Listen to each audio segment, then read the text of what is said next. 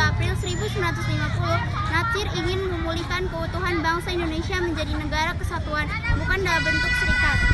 Natsir kemudian mengajukan mosi integral Natsir. Presiden Soekarno kemudian mengangkat Natsir menjadi Perdana Menteri pada 17 Agustus 1950 yang menjadi awal terbentuknya Kabinet Natsir pada 6 September 1950.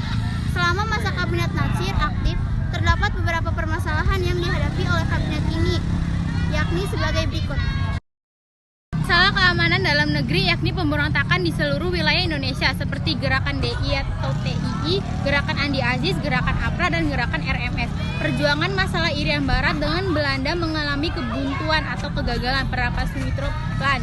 Saat pengusaha nasional diberikan bantuan kredit, tetapi penggunanya tidak tepat sasaran. Selain itu, ada juga beberapa prestasi yang telah diraih oleh Kabinet Natsir, yaitu Sumitro Plan mengubah ekonomi kolonial menjadi ekonomi nasional, menerapkan prinsip bebas aktif dalam kebijakan politik luar negeri Indonesia. Indonesia bergabung dengan PBB, adanya perundingan antara Indonesia dan Belanda untuk membahas Irian Barat.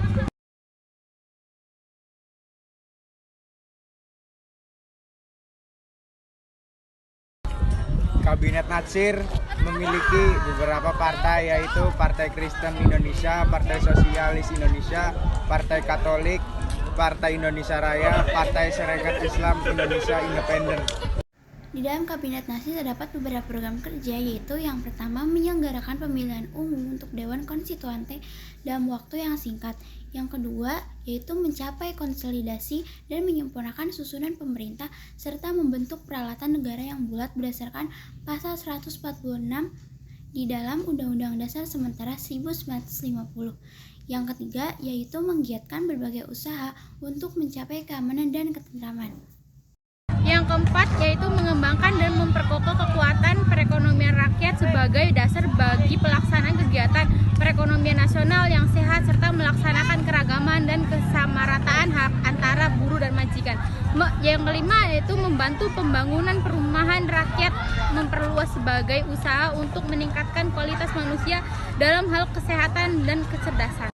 Yang keenam, yaitu menyempurnakan organisasi angkatan perang dan pemilihan mantan anggota-anggota tentara dan gerilya ke dalam masyarakat.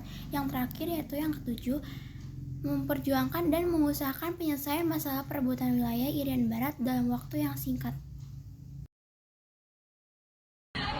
Dalam Kabinet Perdana Menteri Muhammad Natsir, yaitu ada beberapa Perdana Menteri. Yang pertama Muhammad Natsir, yang kedua Perdana Menteri Hamengkubuwono IX, terus yang ketiga Menteri Dalam Negeri As-Saad, 3 Menteri Luar Negeri Muhammad Roem, 4 Menteri Keamanan Rakyat Abdul Halim sampai dengan 17 Desember 1950.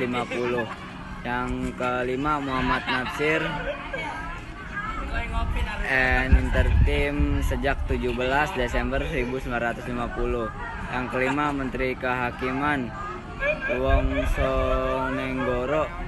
Yang keenam Menteri Penerangan MA Pelaupasi. Yang ketujuh Menteri Keuangan Sarifuddin Prawiranegara. Menteri ke-8 ada Menteri Perindustrian dan Perdagangan Sumitro Joyo Handikusumo.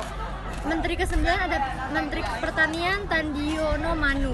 Menteri ke-10 Pekerjaan Umum dan Rekonstruksi Harman Johannes.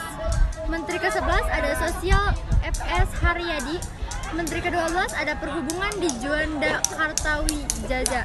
Menteri ke-13 ada Kesehatan Johannes Laimena. Menteri ke-14 ada Menteri Agama Wahid Hasyim. Menteri ke-15 ada Menteri Tenaga Kerja Panji Suroso. Menteri ke-16 ada Menteri Pendidikan dan Kebudayaan Bahdar Zohan.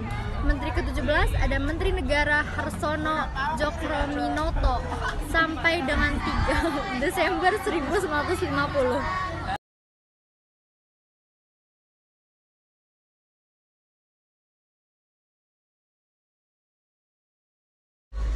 Akhir daripada Kabinet Natsir, pada akhirnya kekuasaan Kabinet Natsir ini pun juga mengalami kemunduran yang pada akhirnya membawa kepada keruntuhan kekuasaan. dan ada beberapa penyebab yang membuat kabinet Nasir runtuh dan kehilangan kekuasaan. Penyebab utama dari keruntuhan kabinet Nasir ini adalah kegagalan dalam kabinet tersebut dalam menyelesaikan masalah Irian Barat. Kemudian ditambah lagi adanya mosi tidak percaya dari PNI terkait dengan pencabutan peraturan pemerintah mengenai DPRD dan DPRDS.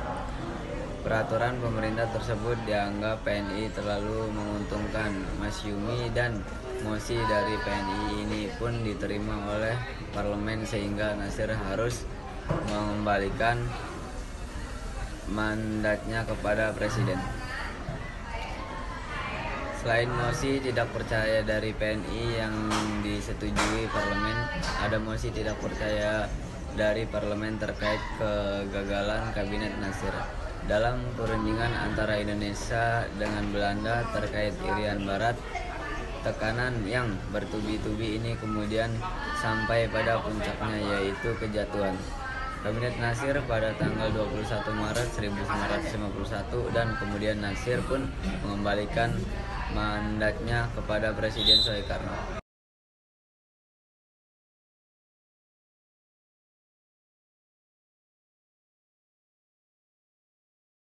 Sekian dari kelompok kami, kurangnya mohon maaf. Wassalamualaikum warahmatullahi wabarakatuh.